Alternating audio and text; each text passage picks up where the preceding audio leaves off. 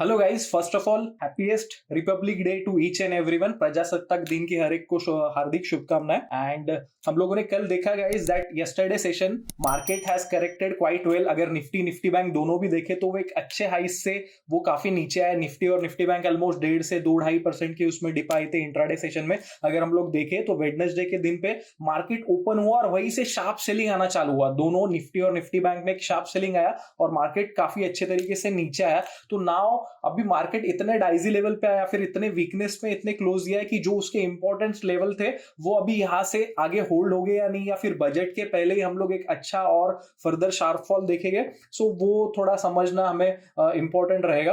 तो अगर गाइज अगर आप देखोगे तो ये जो फॉल आया, तो अगर you guys must have seen that Hindenburg research करके एक फर्म है, तो वो अडानी ग्रुप के ऊपर एक रिपोर्ट के साथ में आया जहां पे उन्होंने कहा कि यहाँ ये कंपनी में अकाउंटिंग फ्रॉड हो रहा है, और सेकेंडली ये प्राइजेस, ये जो ग्रुप है अडानी ग्रुप है, वो प्राइजेस को मैनिपुलेट कर रहा है और काफी ऊपर लेके जा रहा है, जिसके वजह से ये बहुत बड़ा क्वेश्चन मार्क क्रिएट हो जाता है towards that companies as well जो अडानी ग्रुप को फंड्स दे रही है, या फिर जो बैंक्स है जो कंपनीज को, ये कंपनी को लोन दे रही है। तो जिसके वजह से आप देखोगे कि सारे बैंकिंग स्टॉक्स में भी बहुत ज्यादा सेलिंग आया, और जिसके वजह से इवेंचुअली पूरे मार्केट में सेलिंग प्रेशर आया जिस ये रिपोर्ट की वजह से। और निफ्टी बैंक में दोनों पे भी शार्प फॉल दिखा। अगर आप देखोगे तो हमारे सामने ये निफ्टी का चार्ट है, तो हम लोग लास्ट वीक से ये डिस्कस कर रहे हैं, just a second, that Nifty के लिए ये 18,300 18,400 के ऊपर में रेजिस्टेंस जोन है और 17,750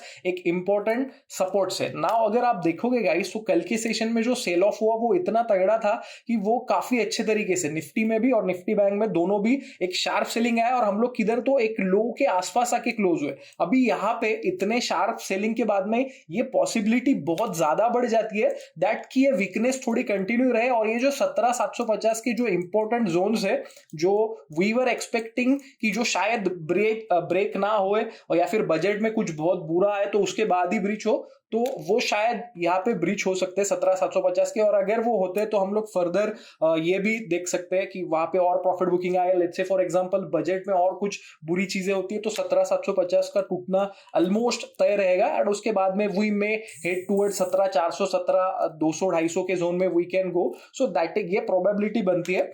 एंड अगर हमें अभी यहां से मार्केट में अपसाइड या फिर एक ये बनना है, तो अभी मार्केट के लिए ऊपर के लेवल मतलब 18,100 के एक बहुत ही इंपॉर्टेंट रेजिस्टेंस रहेंगे। ये जब तक क्लोज नहीं करते तब तक मार्केट वहां से ऊपर नहीं जाएगा। और सेकेंडली सबसे इंपॉर्टेंट जो रेजिस्टेंस रहेंगे वो रहेंगे 18,300 18,350। जब तक इसके ऊपर मार्केट क्लोज नहीं देता है 18,300 350 के ऊपर, तब तक हमारा ज्यादा बुलिश बायस मार्केट्स पे नहीं रहेगा शॉर्ट टर्म में तो भी।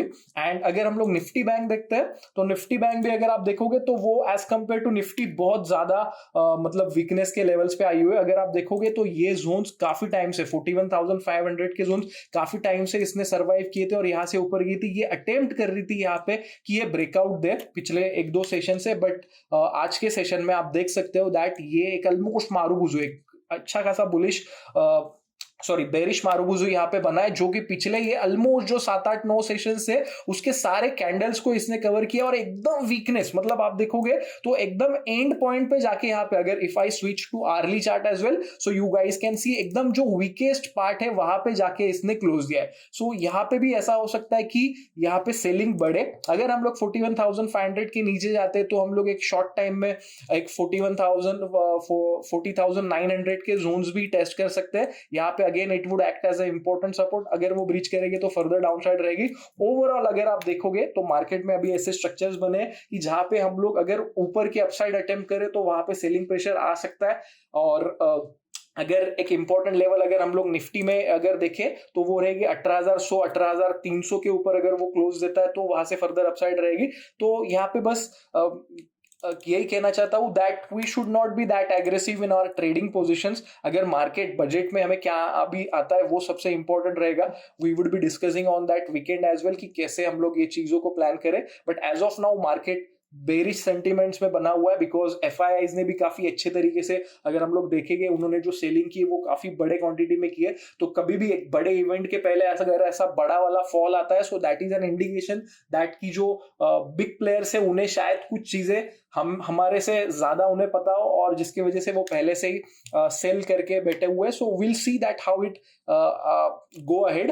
एंड अभी के लिए हमारे लिए ये इंपॉर्टेंट रहेगी दैट 41,500 जो मुझे लग रहा है कि टूटेगा फ्राइडे के सेशन में, तो उसके बाद में हमारे लिए इंपॉर्टेंट सपोर्ट्स रहेंगे दैट 41,000 41,900 के लिए निफ्टी बैंक के लिए, और निफ्टी के लिए अगर 17,750 टूटता है then we may head towards 17,400 17,300 के जोन्स।